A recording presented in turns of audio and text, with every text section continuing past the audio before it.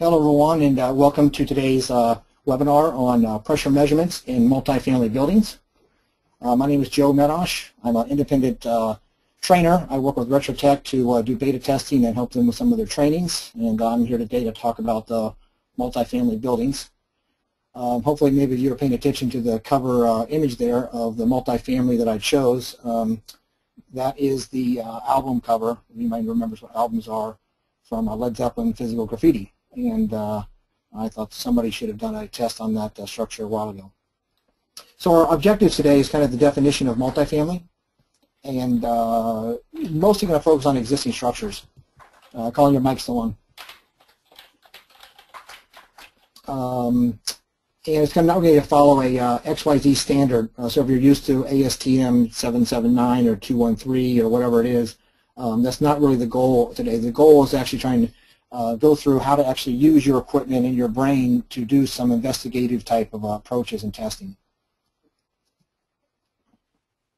So one of the most common definitions of a multifamily is a building that contains 5 or more dwelling units. It could be, multiple stories, but the issue is that it actually has to have 5 or more dwelling units. That's the DOE's kind of definition, and many other people follow similar.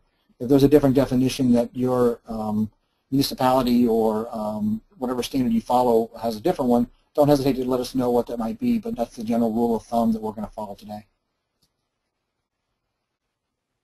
One of the things I want to throw in here is that we are working on a large building air barrier training course. We had a brief course on commercial structures a couple weeks ago, and on the 12th of December we will have an overview of the large building course and kind of go through that. But if you really want to help give us some guidance and some feedback, please throw your questions on the question area, register at retrotec.com, or just send us an email at training@retrotec.com. We'd like to hear what you're interested in or what kind of things we can help you cover. We're probably looking at a combination of several webinars to kind of outline the courses and doing an online course with some live webinars and probably whenever we do the tours and we go to some of the shows, we'll actually be able to do some hands-on actual training with how to set that up or how to run a fantastic software. So the goal is whatever type of training you might need, we'll be able to provide that starting in January. There will be some resources that we'll refer to today, and those will be in a follow-up email that we'll send out to everybody. One of the things I try to always look up is what is actually happening with the topic. I did that on a commercial, and it was actually difficult to find some decent stats on multifamily housing and how many there are or how that's actually affecting the country right now. I did want to do a poll on how many people are living in multifamily, but it didn't really seem pertinent. But definitely renters are a much growing population due to the crisis that happened with our economy. But 5 or more units, that actually is a huge percentage of actually what renters actually are using today. So I actually rent myself, but it's in a single family, or you could be a duplex. But the reality is most people that are renting are in units that are 5 or more. There's kind of a demographic that goes across that the East Coast has the most complex and more challenged multifamily, and as it goes west, they kind of get more simplified, mostly because they're newer structures. I will not be covering the residential challenges that are all facing everyone today, but we do promote the residential energy dynamics at the red, and that's his link right there, and we'll probably send that out as a reminder. But you actually can write it down. You can Google it. I'm sure it's easy to find. But he has some phenomenal online software. It's free. You can go right now and actually do a variety of stuff you need to do for ventilation right on his website. Some of the economics that are out there actually were pretty surprising when you're dealing with structures that are over 20 years old. That the Department of Energy did a variety of studies showing that it is economical viable to go out and do just focus on air sealing, not necessarily in duct testing, but mostly just the envelope itself and how much savings you could have per year. And those are not big numbers, your savings, but it is enough that actually justified what part of an energy audit would be. So most people are not going out just to do air sealing directly. Usually it's a whole combination of whole audits, from the electric to the duct sealing to the appliances to a whole variety of stuff that goes along with the audit. So the payback actually that happens on the envelope is actually pretty high for some of these older 20-year plus multifamily structures. The conclusion that the document had was that the opportunity for savings is large. It did identify that they're complicated in nature, but one thing that should be addressed are all the leaks that actually go to other places like attics or crawl spaces or common units or utilities areas, because most people are really concerned about maybe one unit or unit to unit. So I try not to have this many kind of words on a slide, but the reality is these are the logistics. This is not as simple as showing up for a homeowner who has control over their own house, and most of us can probably walk in anybody's house and understand how to use the average ventilation, heating system, and control the house. But most multifamily units are much more difficult. So I definitely recommend you highly you go there before you test. Obviously, you need to have access to adjoining units or the mechanical room. And if you think that's something that's easy to access, then you may be surprised when you actually show up. So building engineer, manager, trying to find access to common areas that most people may not even have keys to anymore. I highly recommend you figure out a way to document your access for security for your own, so that way you just, people are much more comfortable with how you handle yourself. I have, and I recommend you get a multilingual sheet explaining whatever you're trying to do. And maybe it has some pictures that explain what the blower door does or what the pressures are or how that works. And for most people that show up to do one or two units that may have a challenge, and you start talking to other people because you need access, you're going to find that actually there's several people that may be wanting to hire you to find out how leaky is their unit also. And many places have a HVAC system or actually a boiler or something that's, is it independently controlled, or am I actually challenged with something that actually is a multi-unit? And make sure you have power source in the hallways or other places to get to. So those are the logistics. Again, today's not a testing standard. I'm not going to go through Energy Star for multifamily or the LEED, how to make sure the smoke, cigarette smoke does not show up from unit to unit. But the goal is actually to kind of go through how it actually goes from just using one blower door or just a gauge itself, or two blower doors, or even a duct tester can actually determine a lot. Even if you just had a gauge and a hose referencing outside and inside the walls, and you turned on HVAC units or some ventilation fans, you kind of could get a handle or a ballpark guess of some zonal mapping that's happening, even without any kind of fan, blower door, or anything else that's additional. There's a lot that can actually be referred to by just actually using the pressures that are in the structure itself, comparing to inside the wall or to the outside. Cullen recommends, and I've learned it's a great way to do it, is actually do a low spot and a high spot around the room, as many places as you can, in many rooms, actually will determine a great zonal pressure map, again, even without a blower door. Something many of you may be doing already, trying to determine where the air barrier is located, especially when you have adjoining units. That can actually be a real challenge. On a windy day, without having a blower door or using the extra fan, which you're going to use anyway, these kind of tests can be very challenging. The stack effect for a multi-floor unit can be many pascals. I mean, you could be dealing with 10, 15, 20, 30 pascals sometimes on a windy day in a cold in the winter for the cold temperatures difference. So the stack effect actually is a pretty heavy effect on larger structures in general. But when you're trying to actually do a variety of testing, this can actually imbalance or actually challenge what you're doing. The tubes, the hoses, they are affected by temperature, and they are affected by the sun that heats up the air inside. So if you're going to be doing something on a sunny day, or I lived in Arizona for a while, in Florida, that kind of challenges can actually affect your testing, especially if you're going to do something for a while, or if you have your tubes running outside. So be aware of those kind of conditions.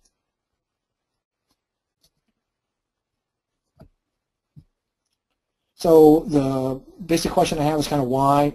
Again, we're not really a standard or some kind of compliance, but your goal is to test and then determine how many fans do I need, and get a baseline CFM pressure that I can then repeat. Sometimes you're not going to be able to get to 50. I'm sure you've been in many structures that even challenge, even though they're a small unit. But your goal is to set a pressure. I can actually then make some corrections, and then come back and test again. So one of the things you should be aware of is different standards that are out there are either square footage or their surface area. And for the record, surface area covers all 6 sides. That is the ceiling, that is the floor, that is anything that's the entire conditioned envelope versus the volume itself. So each one of those has its own criteria, and many of them are in the standards in multiple ways, but the surface area is the one that most things refer to, especially multifamily or a high-rise concept. In general, the surface area goes from about 0.4 to 0.25 CFM per square foot. So again, it's not necessarily a cube or rafter, but all the actual surface areas that all get added up.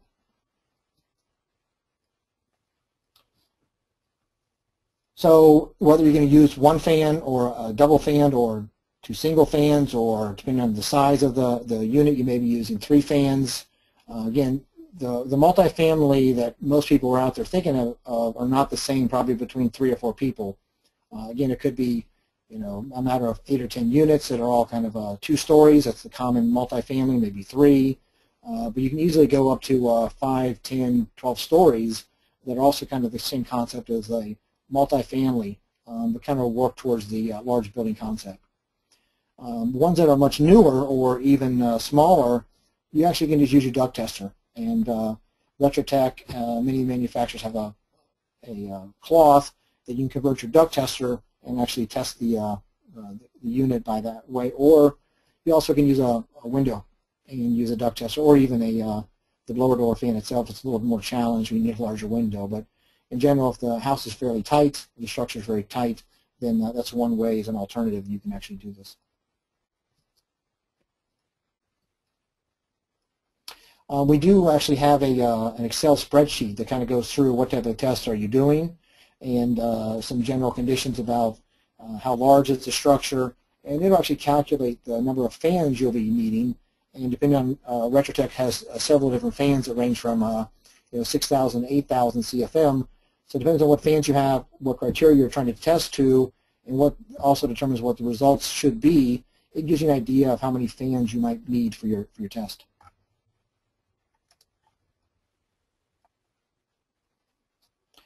One of the general rules that Cullen, I hide the results.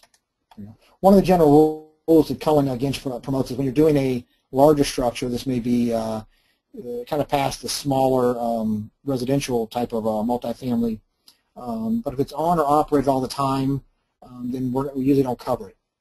You can turn it off and just leave it as it is. If it's intermittent operation, like if it's an exhaust fan that's used in general, independently, we can cover it up. And the reason is because some of the tests we do are actually pressurization. So if it's an opening that's normally happening in the structure, then I can leave it alone. Or again, if it's just intermittent, I'm going to go and cover it up so I don't have excess leakage as I'm trying to maintain a number.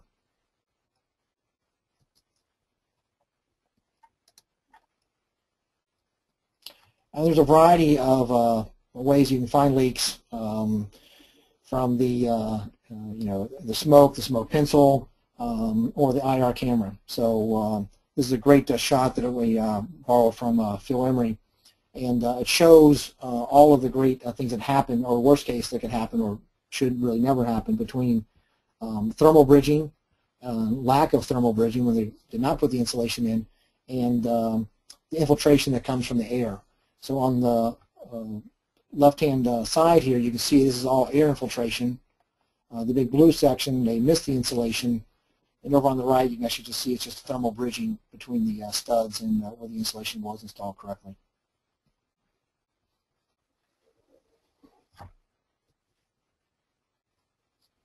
One of the things that actually becomes more of a challenge or an effect, especially the higher the structure is, that the stack effect combined with the ventilation that's there, whether it's actually 24/7 or universal between the structure, or if it's independent or a combination of those, that those can actually have a huge effect on the structure. And the higher you go, the windy days and the stack effect can really take a toll when they actually have ventilation that's running 24/7. So these are kind of things you want to be aware of, and kind of make sure you understand the concepts and the mechanicals that go along with the structure. So having somebody that understands the building, you're clearly not going to shut down the ventilation for the entire structure to do one unit, but definitely something you want to make sure you understand, or understand that that could be causing some effects, or when you retest again to make sure it's in the same conditions.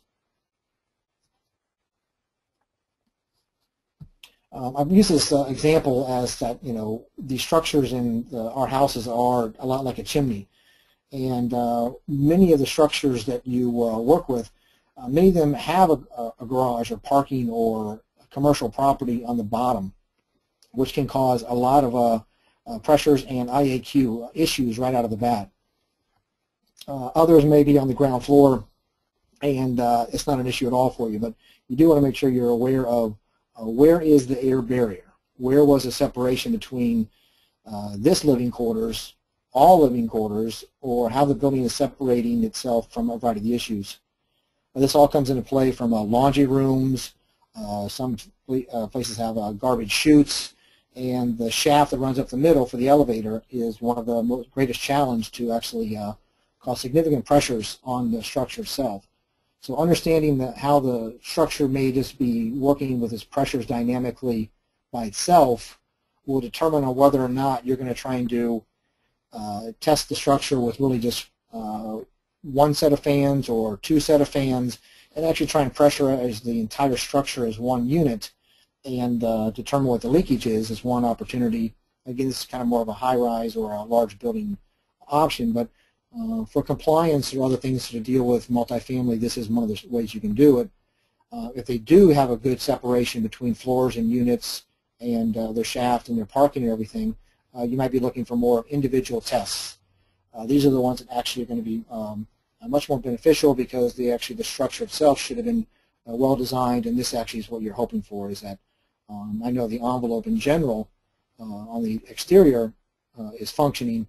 The reality is that I need to find out what's happening floor to floor and unit to unit, which many of the standards right now do not actually address. It's all about is the shell, is the outside, is the clothing that's wrapped around the structure really well sealed and very tight. And the reality is that once you get in the structure and your neighbor puts in a 2500 CFM fan on their kitchen, that actually could cause havoc for you, whether you live next to him or below him or above him. Those are the kind of things that are actually causing challenges, let alone smoke, smell, sound, noise, all happening inside the structure, even though the perimeter may actually be well air sealed. There's a variety of test methods. Again, these are not actually standards, but just general kind of test methods. So I can try to address a single unit and determine, I don't have my screen here, joining locations, and whether or not there's connections between the two. Sorry, it's hard to get things out of your head sometimes. So we actually just want to focus on just one unit, and I test it. We're dealing with, say, a unit 7 on the 3rd floor, and whether or not it's connected to adjacent units or outside. Sometimes you don't have access. So if you do not have access to the adjoining neighbors, or above or below or to the side, I can only do what I can do. Basically, I do hope that somehow they might have a window open or their HVAC system is not on, so that I actually can allow the pressure that leaves this unit to actually go to the exterior. And that's actually a challenge in the winter to actually accomplish that. The other one is when I do have access to neighboring units, that I can actually create a guarded test or create pressures on the adjoining sides, and then I can actually subtract when the pressure drops to determine how much leakage goes to the right, to the left, above or below, and I actually have a demonstration on how that kind of works. If you do, and you are blessed with multiple fans, and you can do that simultaneously, then you actually could do 2 or 3 units at the same time. And if you have 3 or 4 fans, then it's really not that challenge to do a variety of either guarded or multiple tests at the same time using the software that Retrotec has. And the other concept is just kind of a building as a unit, which really is dealing with the air control layer, or also known as the air barrier layer.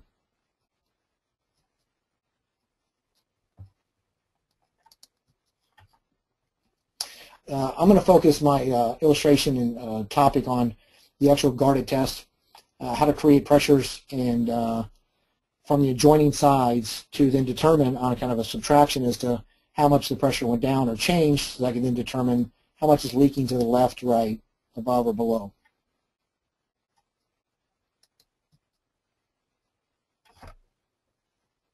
So the goal is how do I isolate adjoining structures.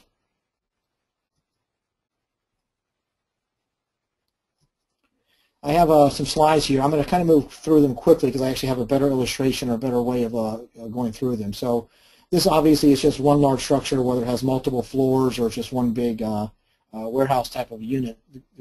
The concept is I'm just pressurizing the entire area. The other concept which we really want to focus on is actually dealing with more of an isolated unit. So I'm trying to just, again, address the unit number 3 on the 3rd floor, and how do I determine what the leakage is for that unit? And that is leakage to the exterior and obviously leakage to the neighbors and to the hallway or any other place that I need to focus on my air sealing. So what's going to happen is I'm going to set up my blower door and I'm going to be pressurizing into the structure itself. Right? So I have one unit and I actually say that it leaks 1200 CFM, and I can actually determine that. And the goal is, I made a note here, is make sure that the adjoining sides at least, if not above and below, are able to either have a door open that goes to the exterior or maybe a window that's open. But you need to alleviate the pressures that go along to the sides. Otherwise, these actually become challenged and aren't really very effective at determining what your actual leakage is. So once I've done the single unit, I have 1200 CFM. Right? Now what I want to do is go to the side units.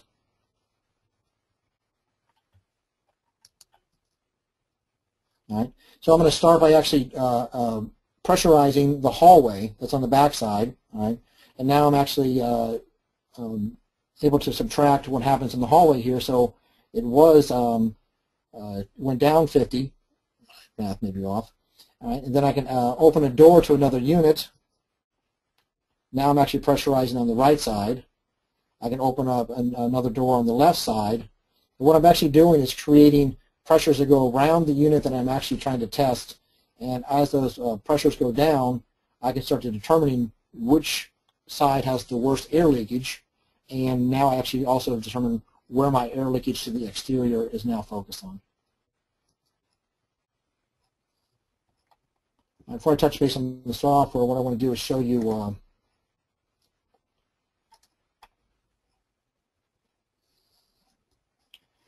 so this is a basic model that kind of demonstrates what the illustration kind of does.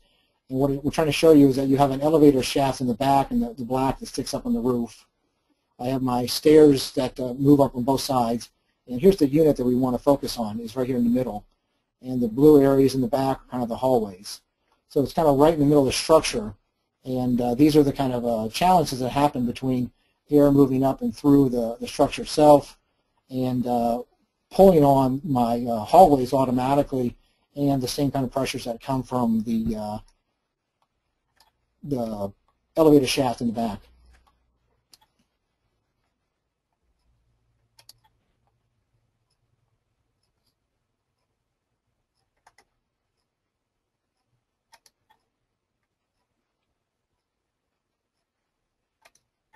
So this is a little unit that I made, and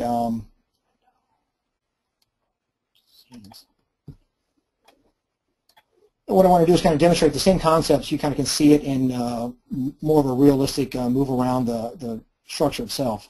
So here's my basic unit on the 3rd floor. There's a unit that's on the left and the right. And they also have a hallway that's also connected there. Move this out of the way. So I have my stairs, the hallway, and I'm focused on the center unit right here. So this is the unit I want to test and determine what its leakage is and whether it's leaking to the sides and actually the unit above and below, or maybe an attic or maybe the crawl space. I opened up the hallway here so we kind of can see through it and see what's happening. All right, so here's our tester. He's actually pressurizing the unit, and these are the pressures that are happening. They're moving on all the sides, up, down, everywhere you can imagine. Clearly it's pressurized, nothing new here. So what now is happening is now I'm actually having leakage to the exterior, which includes also the hallway itself and to the far side. And what also happens is that I now start to have leakages going to anywhere that it can. It's going to go to the units above, below, and to the right and the left. So as I write down this number, again, it could go back to 1200 CFM. And now what I'm trying to determine is how do I actually isolate how much leakage is on one side or the other. You may find that the construction that happened in this multifamily unit, this one side always had a challenge based upon the elevator shaft or something that was there.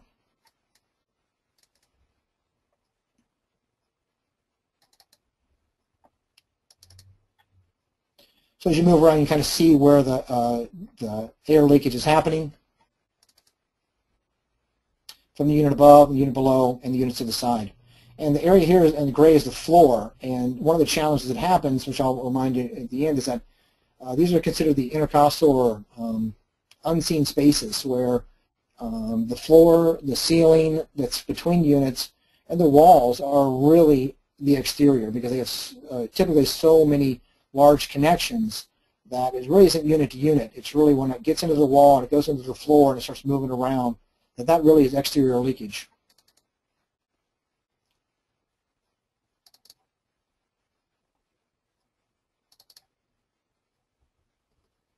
Okay, so I have one the test completed on the one unit that I'm focused on.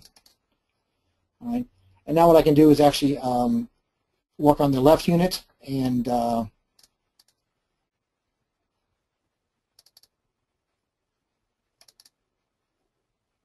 now what I do is I actually want to bring in oh, sorry, so this is the entire setup. So you can see everywhere where it is, the left, right, up and down, and below. So now I've brought in a second blower door, and what I'm now going to do, like I showed before, is I'm going to pressurize the hallway that's common, and now I can separate the hallway that's between them. So I pressurize my main unit, I pressurize the hallway, and now I can determine what the difference is, and now I understand how much leakage I have to the hallway.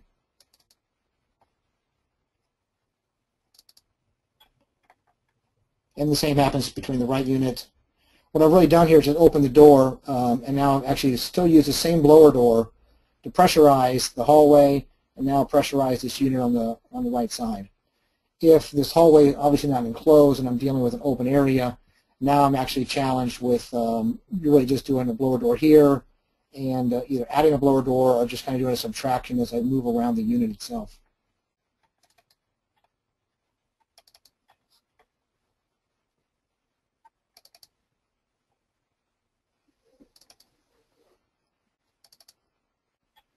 So I do the same for the unit that's above. What I find is that depending on what type of penetrations I have or what type of floor system, it may be a concrete floor, it may be a wood frame floor, there typically are a lot of penetrations that actually happen. Typically the concrete floor may be your best solution because that's a strong air barrier and there usually aren't too many penetrations that are directly through, as long as it was a poured slab and not actually a piece on site slab.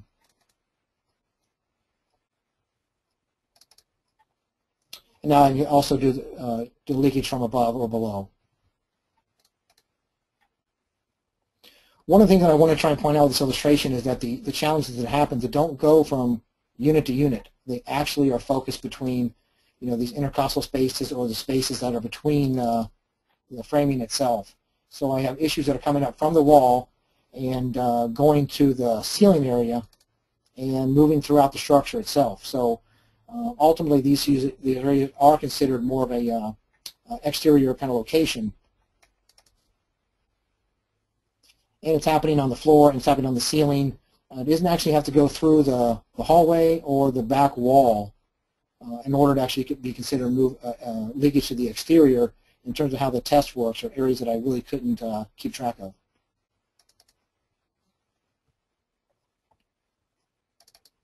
And if I spin it around the other side, I kind of showed this earlier. is these are the areas where I have a variety of plumbing penetrations, electrical, a variety of issues that actually are showing up that are moving throughout the floor, moving throughout the wall itself. So hopefully that gave you a visual of actually how the leakage actually occurs and how I can actually really back pressure, or what they consider a guarded test, to create a pressure on the opposite side that helps allow me to subtract one from the other. And if I only had, let's say this was open, I could actually do one test here, figure out what that number was. I could do one test here, knowing that what has changed between the two, or how much has gone to from the left to the right and the top and the bottom. So even if I couldn't pressurize both units on the sides at the same time, I still can actually move around the unit and actually do a subtraction method.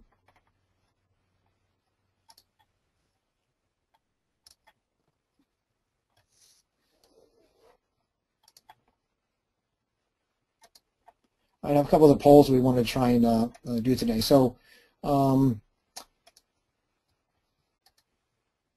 I want to try and find out is how many multifamily tests per year do you or your company performs.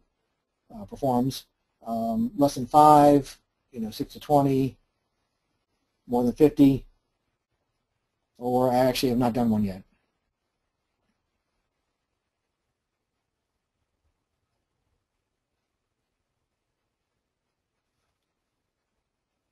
A lot of people are done very few, or definitely want something they want to add to their business model.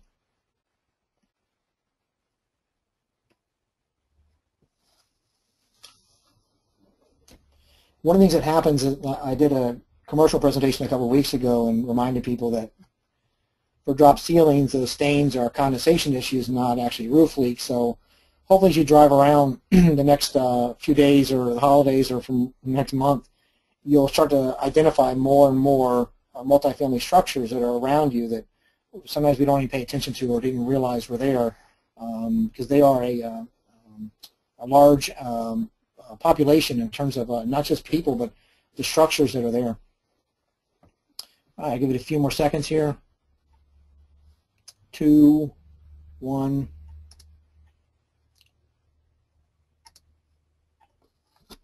Here's the results. Have not done one yet. It's definitely the majority of the folks, less than 5 or less than 20. I personally feel that the multifamily is becoming one of the greater industry needs, and more people are trying to take advantage of that. Unfortunately, the challenge that I think everybody's having is that gas prices are going, natural gas is going down, and it's putting a burden or challenge upon why people may think that they need to do that as an energy benefit. But I think that there is a huge avenue that actually goes along with IAQ or IEQ with dealing with how comfortable they are, what type of air infiltration issues they might have, and usually, again, when you go to one unit, you may end up going to multiple units for the same type of issues. Retrotec has a phenomenal software that is called Fantastic, and you can download a free version that runs one fan and will calculate infiltration and a variety of other aspects that the industry requires. So there is as any kind of program for this kind of thing, does have a learning curve. There are some videos on YouTube that help you get through that learning curve, or you're definitely welcome to call tech support to help kind of go through that. If you do not have a way of testing a multifamily, maybe your family does not own an extra multifamily house, try and think about how you would test your own structure as though each bedroom were a separate unit itself. If you want to try and do it more realistically, you may have to cover over the registers, but there may be a similar concept that may be there. But in general, if you think about how do I do the 3 bedrooms on this floor with this common hallway, it's kind of the concept you're maybe trying to work with or to do. And you easily practice the setup and even some of the pressures in your own house. You're going to get different results, obviously, when you're at the real structure.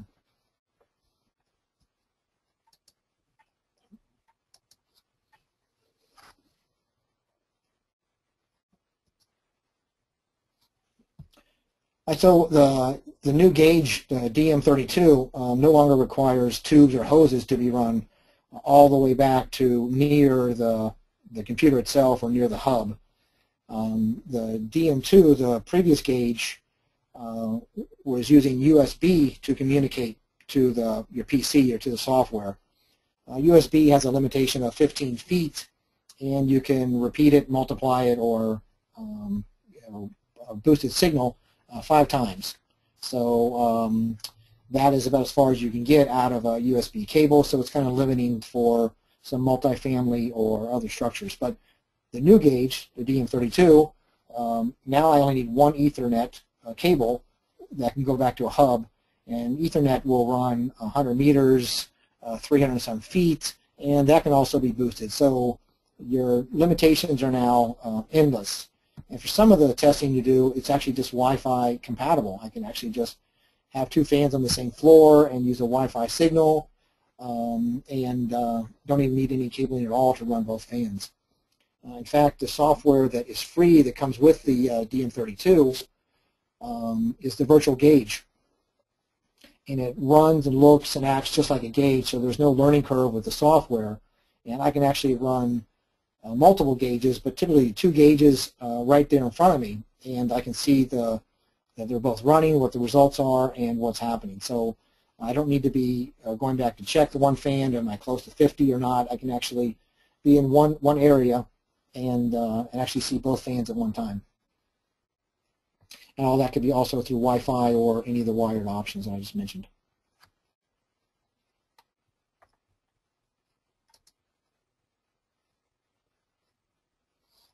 So that leads us to me to launch another poll for you real quick. We want to try to get an idea about what kind of gauge people might have. It's not as obvious as you think, oh, we want to send you emails about buy the new Wi-Fi gauge, but the reality is that it helps us to determine what type of training we need to do starting next year.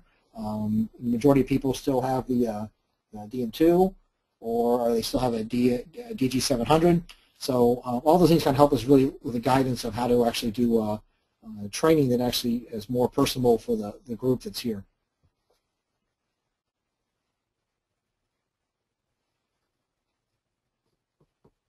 When I sent my information to Colin, I was communicating with him regularly, and saw they needed some assistance with some of their training, and I asked him to do some beta testing, and they did not have their new gauge out at the time when I tried to figure out a way to work with them. And I saw the new gauge, and if you have not seen the new DM32, I highly recommend you go online and download the free software. There's actually a version that looks just like this, that it is this virtual gauge. You can download it and do everything without actually connecting to a fan. I know that there is a DM2 and there's also one for the DG700, but you have to have it connected to an actual fan to get the results.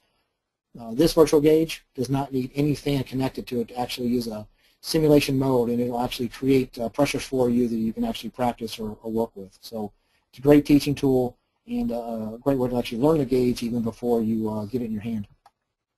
I'm going to wrap up this poll, and most folks have the DM2 or the DG700. I do not actually have a slide on here, but make sure it's clear that the DM32, the new gauge, will actually operate, control, and run the DG700. So you can actually, in fact, the image here on the right is actually controlling the Minneapolis duct blaster as its icon that's right there. So everything's very intuitive, everything's very user-friendly, and it's a great way to actually increase your productivity and actually reduce your errors. And the next slide I have actually will do a data logger, which is free software that comes with it. This will actually work with your DM2 if you use a USB cable, but for the DM32 it also works Wi-Fi. Let me share those results real quick. Those are the results of the poll.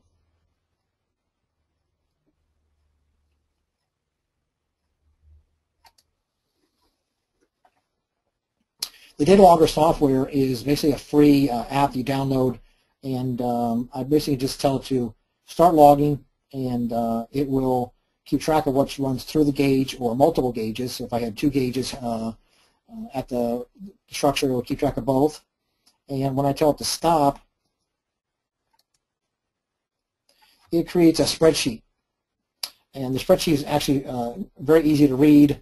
And again, this is free software and something that's very user-friendly. It tells me what gauge I was using. It tells me the serial number for that gauge. So the DM32 that I had was operating the Minneapolis fan. And I also had a DM2, and that was running the Retrotec 1000. It tells me the range that they actually were set on, the pressures for channel A and B, and what the results were that I had on the DM2. I can actually make it determine the results directly in the gauge. So if I wanted CFM per 100 square feet, or if I wanted air changes per hour automatically in the gauge, it will do that and give me those kind of results. So clearly those are not air changes per hour. And there's a timestamp. And if you've ever driven home wondering, oh man, what were those numbers? I forgot to write it down. I didn't take a picture of my gauge. This kind of software is invaluable. I have mine set up that it actually, as soon as I hit stop and it creates this Excel spreadsheet, that it's actually in Dropbox. So I don't have to worry about where it went. I know that it's there. I can share with anybody. If you're doing, if you're a provider for ResNet, or if you're doing a QA for a BPI, or many other people are doing this for energy codes, is that they can actually do the test and then just send this or provide access to the Dropbox so people can see exactly what their test was. You could use Box, or Microsoft has a variety of the cloud services that are out there. One note about the cloud services, they can tell if it actually was tampered with. It means the document was changed. So it is a great way to do QA for either yourself or if you actually have others that work with you.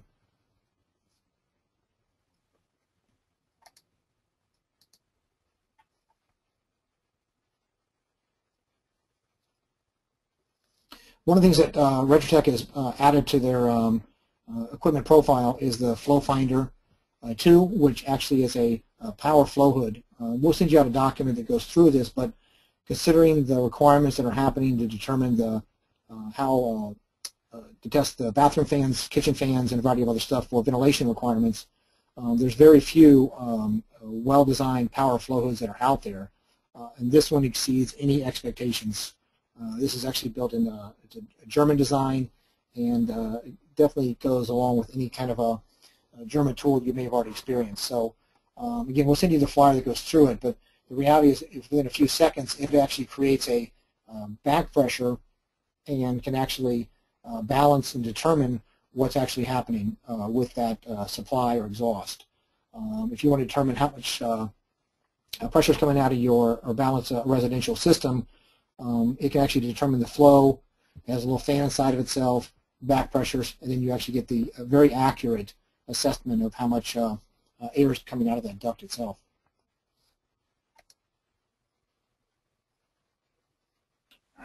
Hey Joe, I wanted to chime in for a minute. We put together another poll, and I've got some really interesting questions here. I thought maybe I could just touch on some of them for all, so we might get some discussion going. Would this be a good time to do that? It sure would be, sure.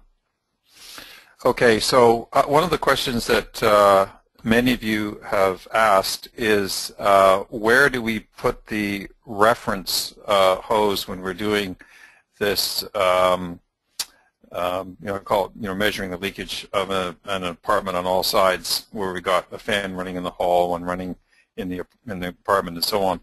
The reference has always got to go to the same place. It has to go to outside, and the easiest way to do that is to open up the stairwell to outside and actually just put the tube into the stairwell. That works pretty well. And then you've got one fan that's pressurizing the apartment, so one tube will be inside the apartment. The other tube will be manifolded together or teed together, and it will also be the reference tube for the one that's creating the hallway pressure, so that fan will also have a tube in the hallway. what you'll find when you do this, that you'll get kind of totally confused, and sometimes you're not reading anything at all, but you really have to kind of stop and think about exactly what you're doing and kind of break it down to just exactly what you'd be doing in a house, but kind of like multiplying it several times over. The other comment that's been brought up by several people is the fact that there are multiple leakage paths from one apartment unit to another. It doesn't just simply leak across the wall. It can leak into an interstitial space, and if you were to neutralize it, I don't use the word guarded, by the way, because I think it's a term which doesn't make any sense to me, but I use the word pressure neutralization. So what we're doing is we're actually neutralizing the pressure across a particular wall, making it 50 pascals on one side, 50 pascals on the other, so the pressure across that wall is essentially neutral. So when we neutralize that pressure, we can then take our reading on the fan that we're comparing it to, and the moment we get that neutralized, we take a look at the fan, we look at the reading, and we see it drop. So for sure, what people are saying is that if you were to neutralize, say, across the left-hand wall and maybe across the floor above, that you might get a different reading. They don't all add up to 100%. Granted, that is the case. But when that occurs, then you realize that you have a convoluted leakage path, and that information is a lot more information than what you started with. What we found in the study, which we can send you a copy of 6 or 7 buildings that were tested in this fashion, is that some buildings characteristically leaked from unit to unit. Some leaked to the hallway, some leaked to outside. Some actually, their greatest leakage was between floors. Other units had no measurable leakage between floors whatsoever. So once you discover what these characteristic leaks are, you have a better idea of understanding how the odors and whatnot might be moving through the building, how the energy is moving through the building, and so on. Which brings up another point, and that is that the first assumption is that the work that's done on multifamily buildings is always done for energy savings. That's not necessarily the main driver. One of the main drivers appears to be the incredible air quality problems that occur in some of these multifamily buildings, and it's what, in more cases than not, it's what drives the work being done. It can even be, like on the West Coast here, we have a huge amount of problem with moisture problems in buildings, the walls rotting out and so on. That also is a very important reason to do it. It's not economically, like you're not paying for it month to month, but after a 10 or 15-year period, if you have to do a major renovation on the building at a cost of $50,000 a unit, it does become a financial imperative for sure. Someone also asked about bringing their own Wi-Fi to the site. The Wi-Fi gauges that we have actually create their own Wi-Fi network, so you could do it on a mountaintop if you wanted to. You don't have to have any Wi-Fi connection to any Wi-Fi towers or whatever. I think those are the main questions that I've gotten so far. If you're going to do Wi-Fi, you can use the direct connect, but it only does one gauge and one device. So if you're going to use multiple gauges, then it does help to have a router. Now, the other connectivity option is to use Ethernet cable. The advantage of Ethernet cable is that it does exactly what Wi-Fi does, because all that wireless means is no wire, wireless. So anything that we can do wirelessly, we can also do by Ethernet cable. So if, for example, you wanted to monitor what was going on the 20th floor and you were on the 10th floor, you could simply run one Ethernet cable up to the 20th floor and control that gauge and get all the information you needed from that gauge, so you don't have to run tubes all over the building. So I think that handles most of the questions. Someone said, what was Ethernet cable connected to? Now, when I use the term Ethernet cable, I'm just referring to the wire. It's not actually connected to the Ethernet itself or the internet or anything else. It's just a piece of wire. And we use those cables because they're inexpensive, they got great connections, and they seem to have pretty good longevity. So we use Ethernet cables to connect between the top of our gauge and the fan to control the fan. We also use an Ethernet cable going out the bottom of the unit that will connect up to a computer, and that's where we get the distance. So the bottom Ethernet cable on our gauge is for communication to a laptop. The top Ethernet cable is to communicate with the fan itself and to control it. Someone also asked some questions about our software and how it works. All of our software is made to run a specific standard. So if you're running ASTM or ISO or whatever that particular standard might be, you essentially select the standard and it runs a test exactly according to what that standard dictates. So you basically can know nothing about that standard whatsoever, and if you ran the software, it would make pretty much all the choices for you that you might be hard-pressed to make individually, and will essentially give you a compliant test, at least in terms of procedure. People have also asked about whether or not these webinars are recorded. We record all of them. I think that, Sasha, you've got this one recording, I believe. And we put them on our YouTube channel, and a lot of them we also migrate to our website. Also on the website you'll find 50 other videos about various topics that of course are free to you to use. Someone also asked a question about doing combustion and appliance zone testing. The Wi-Fi feature, or if you have a farther distance to go using a router, or farther yet using Ethernet cable, yes, combustion appliance zone testing is a great application for these new gauges. Okay, Joe, back to you. Okay, that's a good point. I tried to make my illustration that I did specifically about that one issue, that it doesn't actually go always wall to wall. That what it does happen is show you that it's no longer going through the wall. So anywhere that's not going through each side, it's going someplace. So that's why the inside the walls, or above the floor, or above the ceiling is considered exterior location. So yeah, the 3D model that I have here, it'll be a video by itself that we'll also put online that'll kind of go through one scenario after the other.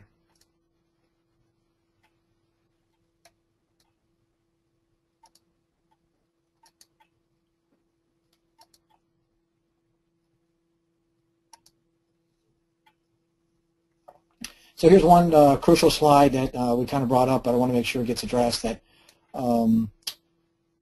we did a buyback, Retrotec did a buyback in September, and was fairly successful. A lot of people were like, I'm not sure yet, actually. So we were glad that it wasn't overly successful, because we almost ran out of the new DM32. So we have a new stock that's coming in, and it's here.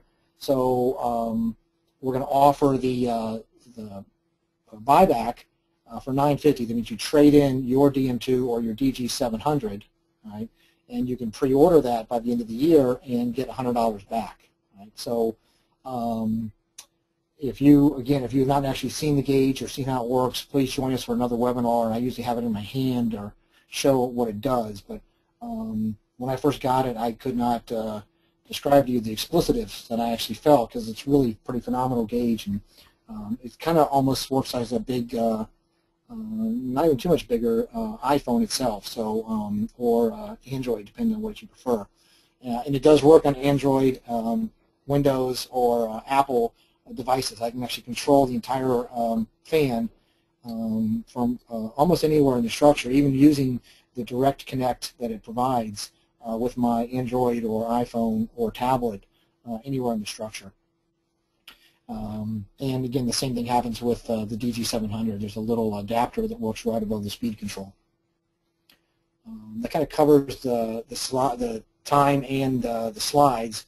It's hard to actually go into incredibly in-depth solutions in an hour with such a complicated topic and so many different types of multifamily structures that are out there. If there's something that you really want to have answered, I'm sure you were throwing your question out. Please don't hesitate to do so, or send us an email. There's also training at retrotec.com or sales if you're interested in some of the products they had here.